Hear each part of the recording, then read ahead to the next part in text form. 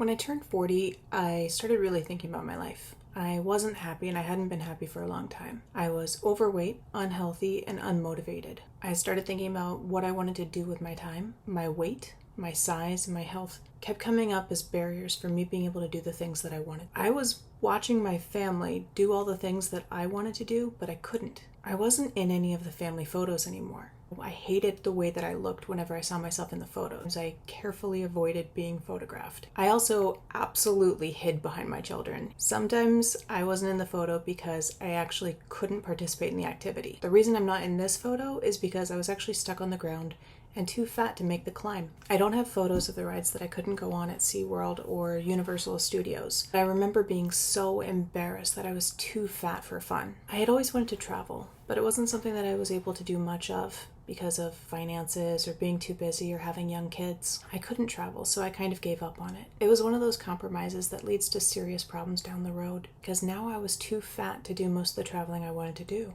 I was 40 and I wasn't ready to give up on life. I knew I needed to make a change. My goal was to get healthy and get traveling. At this point, I'd already tried to diet like 1,000 different times without too much success. I knew that if I was going to do a better job this time, I was going to need something to really motivate me. The weight loss would have to be tied directly to my traveling goals. I set my first goal to see Alaska and to drink water from a glacier. In order to get to a glacier, I'd have to ride on a helicopter. And in order to ride on a helicopter, I'd have to weigh less than 300 pounds. Since I was starting at a record high of 320 pounds, that meant that my first weight loss goal was to lose 20 pounds, to see Alaska, and to drink water from a glacier. I had to make a modification that I really did not want to do. I don't like exercising even now. I didn't want other people to see me struggling and judge me. So I convinced my husband to start exercising with me. Having him there with me helped me to focus in on my goal of starting moving. When we first started exercising, we were going from fully sedentary to beginning with an interval training program. The first week was 8 one-minute runs with walking in between. And it was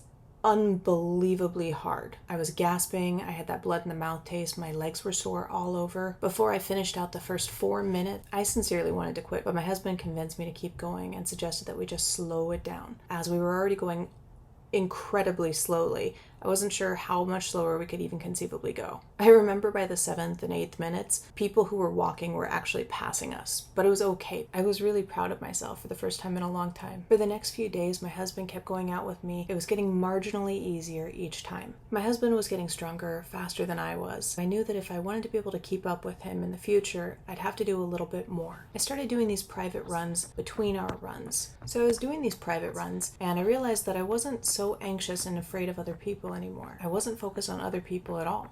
I was just focused on my goals. I also noticed that I was getting really bored on my private runs. I started wearing headphones and taking my phone out with me whenever I go on runs. Pretty quickly I learned that the sweat actually destroys those headphones, so it's not a great idea to use those. So after about 2 weeks, I was already going faster than my husband, which I didn't think was possible. I also realized that my husband was a little bit less consistent than I was, and he was regularly missing runs and wasn't exactly what I really needed. I would need to learn how to rely on myself if I wanted to keep going with this goal. I probably would have given up then if it hadn't been for the in-between runs. All those times that I'd gone out by myself had helped me feel a little bit more self-confident and a little less anxious, so that I started actually thinking, even by myself, I could keep doing this. I started leaving the house by myself and getting in a quick run at the beginning of the day just to be able to squeeze one in. On September 25th, 2022, I reached my first goal and I weighed in at 294.4 pounds. I had succeeded in my goal to lose 20 pounds, so I was gonna reward myself by going to Alaska.